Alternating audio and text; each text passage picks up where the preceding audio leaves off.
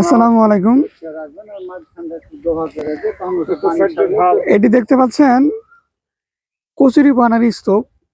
কচুরিপানা হচ্ছে উৎকৃষ্ট জৈব সার। যে কোনো ফল ফসলে আপনি ব্যবহার যদি করেন তাহলে খুবই ভালো রেজাল্ট পাবেন। গাছের গ্রোথ, রোগবালাই, সহনশীলতা অনেক বেশি বেড়ে যাবে। তো এই কচুরিপানা কিভাবে প্রস্তুত করবেন এ বিষয়ে কিছু কথা বলতে চাচ্ছি। এই কচুরিপানা যখন প্রথমে নিয়ে আসবেন পুকুর থেকে অথবা নদী থেকে, আনার পরে আপনার 1 ফুট করে আপনি স্তর করবেন। এরপরে সেখানে ইউরিয়া এবং পটাশ সার ছিটিয়ে দেবেন। এটা পরিমাণ মতো দিবেন। এরপরে আরেক স্তর করবেন অর্থাৎ 1 ফুটের স্তর করবেন। সেখানে আবার ইউরিয়া এবং পটাশ দেবেন। এভাবে স্টেপ বাই স্টেপ স্তর করতে করতে উপরে উঠে যাবে।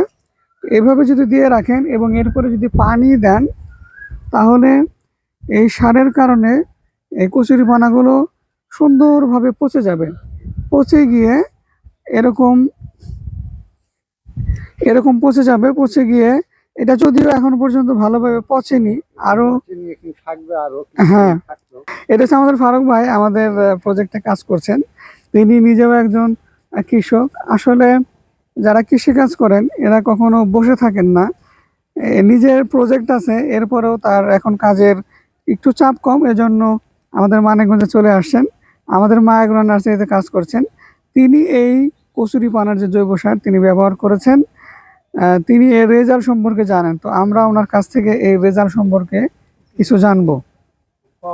তো ফারুক ভাই, আপনি তো এই কচুরিপানা ব্যবহার করেছেন, হ্যাঁ, এর রেজাল্ট আপনি কেমন পেয়েছেন? রেজাল্টটা আমি খুব সুন্দর পেয়েছি। আমি রাউন্ড করে দিয়েছি। রাউন্ড করিয়ে আমি একটু 1 কোদল করে মাটি তুলে দিয়ে আমি বিছিয়ে দিয়ে আচ্ছা, মানে আপনি গাছের চারদিক দিয়ে এটা হচ্ছে বিছিয়ে দিয়ে এরপরে মাটি দিয়ে ঢেকে দিয়েছি। দিয়ে আবার আমি পানি ছেড়ে দিয়েছি জমিতে তখন পানি দিয়েছি। অর্থাৎ এই জৈব সারটা গাছের গাছকে ঠান্ডা রাখে, গাছের আলো পাতা খুব ভালো পরিষ্কার থাকে। আচ্ছা, সুন্দর দেখা যায়, অথচ অনেক ফল আছে, সুন্দর ফল আছে।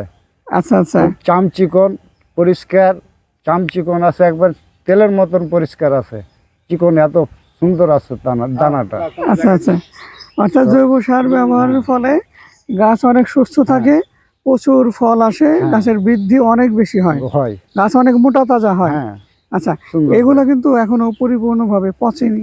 আমরা এখানে আরো 10 থেকে 15 দিন রাখতে পারলে ভালো হতো, কিন্তু এখন আমাদের নিয়ে যেতে হচ্ছে। তো আপনাদের যাদের সুযোগ আছে কচুরিপানা সংগ্রহ করে এভাবে পচিয়ে জৈব সার করার, আপনারা এটা করবেন এবং পেঁপে গাছ সহ অন্যান্য যে কোনো ফল ফসলের জমিতে আপনারা ব্যবহার করবেন এবং অত্যন্ত ভালো রেজাল্ট পাবেন ইনশাল্লাহ পাবেন। খুব সুন্দর আবাদে, খুব ফসলি জমিতে খুব ভালো জিনিস হয়। জি, সকলকে ধন্যবাদ জানাই শেষ করছি। আসসালামু আলাইকুম।